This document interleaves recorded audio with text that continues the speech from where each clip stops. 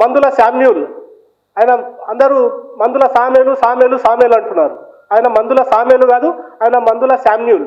ఆ మందుల శామ్యూల్ కావాలనే తనకు నచ్చనటువంటి ఆచార వ్యవహారాల మీద, తనకు నచ్చనటువంటి హిందూ ధర్మం మీద ఒక విషపూరితమైనటువంటి వ్యాఖ్యలు చేయడం అనేటువంటిది పరిపాటిగా మారింది. అది ఒకవైపు జరుగుతున్నటువంటి సందర్భంలో హిందూ సంఘాల వైపు నుండి కావచ్చు, బ్రాహ్మణ సంఘాల వైపు నుండి కావచ్చు, భారతీయ జనతా పార్టీ వైపు నుండి ఎప్పుడైతే ఒత్తిడి పెరిగిందో నిన్నేదో దాన్ని మసిపూసి మారేడికాయ చేసేటువంటి ప్రయత్నము, అది నేను ఆ విధంగా అనలేదు ఈ విధంగా అన్నానని చెప్పేసి ఏదో దాన్ని కప్పిపుచ్చేటువంటి ప్రయత్నం చేశారు. కానీ దాని మీద వారు క్షమాపణ కోరడం కానీ తప్పైందనేటువంటి మాట మాట్లాడడం కానీ జరగలేదు.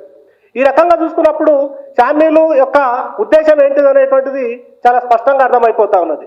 అందులో భాగంగానే ఒకవైపు హిందూ ధర్మం మీద, ఒకవైపు భారతీయ సంస్కృతి సాంప్రదాయాల మీద, సనాతన ధర్మ వ్యవస్థ మీద అనుచితమైనటువంటి వ్యాఖ్యలు చేస్తూనే దాన్ని ఒక దళిత కోణంలో చూపించేటువంటి ప్రయత్నం చేయడం జరిగింది. దానితో పాటుగా అంబేద్కర్ గారిని తీసుకురావడం, దేశంలో దళితుల మీద దాడులు జరుగుతున్నాయనేటువంటి ఒక అబద్ధపు విష ప్రచారాన్ని కూలుకోవడం జరిగింది.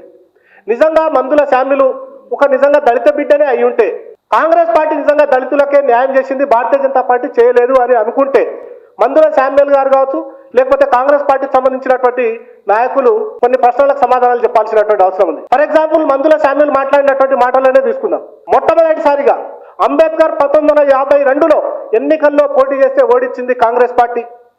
1954లో ఎన్నికల్లో పోటీ చేస్తే ఓడించింది కాంగ్రెస్ పార్టీ. కాంగ్రెస్ పార్టీకి సంబంధించినటువంటి మొట్టమొదటి ప్రధానమంత్రిగా ఉన్నటువంటి జవహర్ లాల్ నెహ్రూ గారు అంబేద్కర్ గారిని తన మంత్రివర్గంలో పెట్టుకోవడానికి కూడా ఇష్టపడలేదు. అంబేద్కర్ గారి చిత్రపటాన్ని పార్లమెంటులో కనీసం పెట్టేటువంటి ప్రయత్నం చేయలేదు. అదే ఇందిరాగాంధీకి, అదే రాజీవ్ గాంధీకి, అదే నెహ్రూకు, ఆ తర్వాత వాళ్ళ కుటుంబ సభ్యులకు మాత్రం స్మారకాలు వస్తున్నాయి, స్మారక కేంద్రాలు వస్తున్నాయి, ఎకరాలకు ఎకరాల స్థలాలు వారికి కేటాయిస్తా ఉన్నారు. అంబేద్కర్ గారికి మాత్రం కనీసం ఒక గజం భూమి కూడా ఇచ్చేటువంటి ప్రయత్నం చేయలేదు. నెహ్రూ గారు తాను బతుకున్నప్పుడు 1964 తాను మరణిస్తే 1955లోనే భారతరత్న ఇచ్చుకున్నారు. ఇందిరాగాంధీ గారు 1984లో మరణిస్తే 1971లోనే వారు బతికినప్పుడు తనకు తాను భారతరత్న ప్రకటించుకున్నటువంటి చరిత్ర కాంగ్రెస్ పార్టీకి ఉంది. అదేవిధంగా రాజీవ్ గాంధీ గారు 1990లో చనిపోతే 1991లోనే భారతరత్న ఇచ్చుకున్నారు. కానీ అదే భారతరత్న అంబేద్కర్ గారు, నిజమైనటువంటి భారతరత్న అంబేద్కర్ గారు 1956లో చనిపోతే భారతీయ జనతా పార్టీ మద్దతుతో ఉన్నటువంటి విపి సింగ్ సర్కారు భారతరత్న అవార్డును ప్రకటించింది. మరి దీనికి కాంగ్రెస్ పార్టీ కావచ్చు, మందుల శామ్యుల్ కావచ్చు చెప్పాలి కదా కాంగ్రెస్ పార్టీ అంబేద్కర్ గారికి చేసినటువంటి అవమానానికి. ఇవన్నీ ఒకవైపు చేయకుండానే కాంగ్రెస్ పార్టీ ఏదో దళితులను ఉద్ధరించింది అని చెప్పేటువంటి ప్రయత్నం చేస్తా ఉన్నారు.